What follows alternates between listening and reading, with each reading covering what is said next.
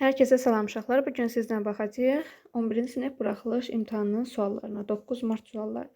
Deməli, başlayaq uşaqlar birinci sualdan. Deməli, bizə verib ki, ifadənin qiymətini tapın. Yəni, bunu əvvəlcə salaq bir kökün altına. Kök altında 11 çıxılsın kök altında 21. Vurulsun kök altında 11 plus kök altında 21. Bunların hamısını bir kökün altında yazırıq.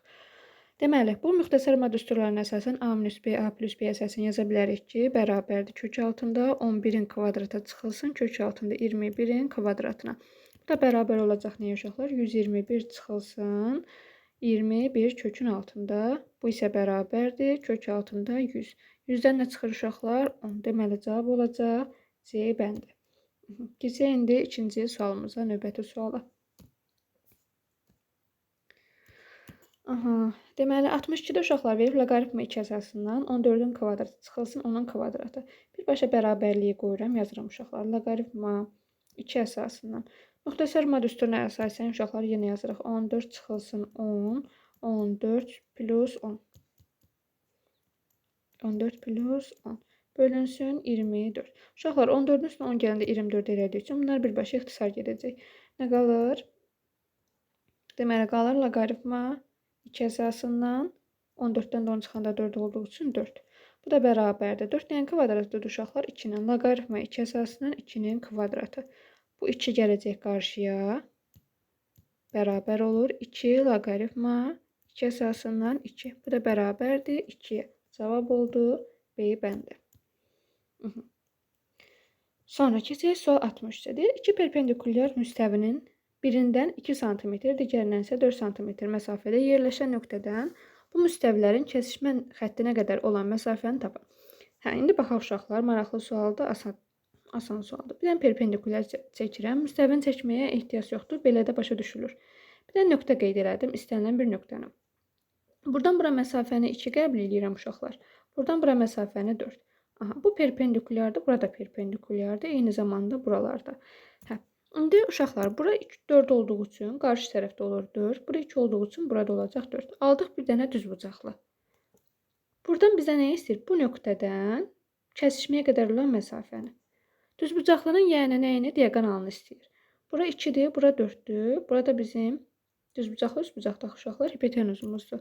Ona görə buranı x qəbul eləsəm, x bərabərdir 4-ün kvadratı plus 2-nin kvadratı. Bu da nə eləyir uşaqlar? 20. X də bərabərdir 2 kök altında 5, yəni A bəndi. Sonra keçək növbətiyə. 64 ifadənin vuruqlara ayırın. Baxaq, 25 çıxılsın 5A. Uşaqlar çox asan sualdır, su içimidir. Yəni 5-i çıxartıq mötərizə xaricilənə qalar 5 minus A. B bəndi. Sonra keçdik növbəti suala. Deyir, bərabərsizliyin ən böyük və ən kiçik tam həllərin cəmini tapın. Yəni, bunu yazın, bu şəkildə yaxşı görünmür. 5.3 kiçikdir x, kiçikdir 6. Burada bərabərliyə oxşamır. Yəqin ki, bərabərlik yoxdur. Burada uşaqlar ən böyük qiymət və ən kiçik. Ən kiçik qiymət nədir? X mənfi 5,4-dən kiçikdir. Yəni, burada nə yerləşəcək? Mənfi 5. Sonra və 6-dan -5.3-dən x böyük olduğu üçün olacaq -5 və 6-dan isə uşaqlar kiçik olduğu üçün aldığı ən böyük qiymət olur 5. Bizdən bunların hasilini istəyir. -5 vurulsun 5 bərabərdir -25. Cavab oldu Y bəndi. Sonra uşaqlar keçək növbətiyə. Diaqonalların sayı 9 olan qabarıq çoxbucaqlının tərəfinin sayını tapın. Uşaqlar, düsturumuz necədir yadımıza salaq? N vurulsun n-3 bölünsün 2 bərabərdir 9. N vurulsun n-3 bərabərdir 18. Bunu uşaqlar kvadrata yüksəlb, yəni n kvadratı çıxılsın 3n çıxılsın 18 kimi də yazmaq olar. Və ya birbaşa da bilirik ki, n bərabərdir. Burada 6 qoyanda bərabərlik alınır. Diskriminantla uzun-uzadı yazmağa ehtiyac yoxdur. Deməli, n oldu 6. Bizdən də nə istəyir? Tərəfin sayını. Bu da oldu 6-ya D bəndi oxşur, oldu D bəndi. Sonra gəldik növbəti sualımıza. Bu sual heç oxunmur. Buna bir dəqiqə baxın. Hə, uşaqlar, deməli bu misalda bizə deyir ki, A və B çoxluqları verilib. N A çıxılsın B bərabərdir 6-ya və N B çıxılsın A bərabərdir 4-ə. Deyir ki, N A birləşmə B-nin ən kiçik qiymətini tapın. Gəlin baxaq indi uşaqlar. Deməli, 2-dən çoxluq çəkirəm. Burada A-dan B-ni çıxanda bu A çoxluğu olsun, bu B çoxluğu olsun. A-dan B çoxluğunu çıxdım. Baxın, qalır bizdə bu hissə. Buranın sayı nədir? 6-dır. Burada 6 dənə element var. B-dən A-nı çıxanda uşaqlar, onda da qalır bizdə bu hissə. Burada da var 4 dənə element. İndi deyir ki, A ilə B-nin birləşməsinə ən az nə qədər ola bilər? Deməli, uşaqlar, burada deməli, birləşməsində olacaq ən az element. Cavablar da burada görünmür. Birləşməsində ola bilər ən az 10 element. Çünki buranı boş götürsək, kəsişməsində heç bir element olmasa, ən az olacaq N A birləşmə B bərabərdir 10 element. Aha. Bir dənə burada variantlara baxım, görüm. Hə, uşaqlar, burada cavabı görə bilmədim. Ona C bəndə oxşuyur, yəqin ki, o olar. Sonra keçək növbətiyə. Deyir ki, burada iki kürənin həcmindən birinin həcmi digərindən 27 dəfə böyükdür. Birinci kürənin səthinin sahəsi ümumi kürənin səthinin sahəsindən neçə dəfə böyükdür? Deməli, uşaqlar, burada 2 dənə kürə veribsə, kürələrin həcmlərinin nisbəti olacaq 27 bölünsün 1. Səthin sahəsi deyəndə uşaqlar, onlar kök altında. Elə bil ki,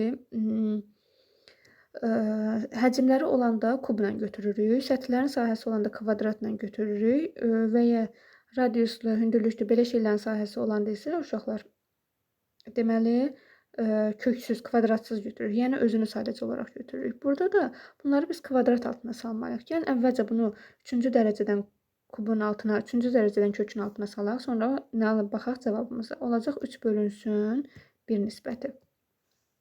Daha sonra bunu kvadrata yüksəldik. Çünki sahə istəyəndə kvadrat olmalıdır. Olacaq 9 bölünsün 1.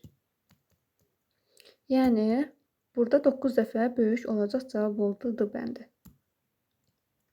Sonra keçək növbətidir. A-nın hansı qiymətində sinus x bərabərdir A çıxılsın 1 bölünsün 2 ifadəsinin həlli var. Aha, gəlin baxaq uşaqlar. Burada bilirik ki, sinus x hansı aralıqda qiymət alır? -1, 1 aralığında qiymət alır. Ona əsasən yazırıq. A çıxılsın 1 bölünsün 2 -1 ilə yerləşir 1-in arasında. Hər tərəfi vururam uşaqları 2-yə, məxrəcdən azad edirəm. Nə olur? -2 kiçik bərabərdir A minus 1, kiçik bərabərdir 1. Hər tərəfə 1 əlavə edirəm uşaqlar. -1 kiçik bərabərdir A, kiçik bərabərdir 2. Deməli, hansı aralıqda qiymət aldı? -1, 2. Buradan cavab D bəndinə oxşuyur. İnşallah budur. Digərləri aydın görünmür. Sonra uşaqlar, keçək növbətiyə. Növbətidə bizə bir dəqiqə buna da baxın. X ştrix bərabərdir x plus 4. Y ştrix bərabərdir y, buna da baxın. Bərabərdir y plus 1. Bizdən istəyir uşaqlar A nöqtəsi -3, 2. Hansı nöqtəyə keçər? A -3, 2 nöqtəsidir. Hansı nöqtəyə keçər? Neynir uşaqlar? X-in yerinə gətirib yazırıq. Buradakı -3-ü, y-in yerinə yazırıq. 2-ni qiymətləri tapırıq. Bərabərdir. Nə olur? -3 plus 4 bərabərdir 1 və 2 plus 1 bərabərdir 3. Deməli, hansı nöqtəyə keçdi uşaqlar? 1, 3 nöqtəsinə. Aha. Variantlarda cavab görünmür. Variantlar qalsın. Keçdik 71-ə. Deməli, y-in hansı qiymətində verilən ədədləri ədəd silsilənin ardıcıl hədləridir. Ədəd silsilənin ardıcıl hədləri olması üçün uşaqlar 3 minus y modulda bərabər olmalıdır. Y çıxılsın 2 üstə gələk 6 minus y-in cəminin yarısına. Aha. Deməli, 3 minus y modulda bərabərdir. Bunların cəminin yarısı eləyəcək uşaqlar 2. Moduldakı ifadə bilirik ki, modulu açanda ya özünə bərabər olur, ya da əksinə. 3 çıxılsın, y bərabərdir -2-yə. Aha, buradan y bərabərdir 1-ə, buradan y bərabərdir 5-ə. Deməli, ya 1 olmalıdır, ya da 5 olmalıdır. Cavab C bəndi. Keçdik 72-yə. Cədvəldəki deyil ədədlərin hansı hissəsi irrasionaldır? İrrasional nədir uşaqlar? Dövrə sala bilmədiyimiz ədədlərdir. Pi-dir, y-dir və kökdən çıxa bilməyənlər. Burada kökdən çıxa bilməyənlər budur, budur. Kökdə 2-dir. Sonra bir də pi-dir. Deməli, oldu 4 dənə. 10 dənə bizə verib ədəd 10 dənədən 4-dür. Yəni 0,4 hissəsi burada A bəndinə oxşuyur. Cavab A bəndi. Aha, bu qədər uşaqlar. Hər birinizə baxın, hər birini yazdı uşaqlar. Hər birinizə imtahanda uğurlar arzulayıram. İnşallah ürəyiniz istədiyi kimi nəticə əldə edərsiniz. Sağ olun uşaqlar, salamat qalın.